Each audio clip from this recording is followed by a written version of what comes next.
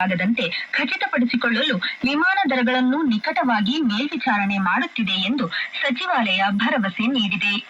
ಪ್ರಯಾಣಿಕರು ವಿಮಾನ ನಿಲ್ದಾಣಕ್ಕೆ ಹೋಗುವ ಮೊದಲು ಆಯಾ ವಿಮಾನಯಾನ ಸಂಸ್ಥೆಗಳೊಂದಿಗೆ ಇತ್ತೀಚಿನ ವಿಮಾನ ಸ್ಥಿತಿಯನ್ನು ನೇರವಾಗಿ ಪರಿಶೀಲಿಸಲು ಮತ್ತು ಯಾವುದಾದರೂ ಬೆಳವಣಿಗೆಗಳ ಕುರಿತು ಅಧಿಕೃತ ಮೂಲಗಳಿಂದ ಮಾತ್ರ ಮಾಹಿತಿ ಪಡೆಯಲು ಸೂಚಿಸಲಾಗಿದೆ.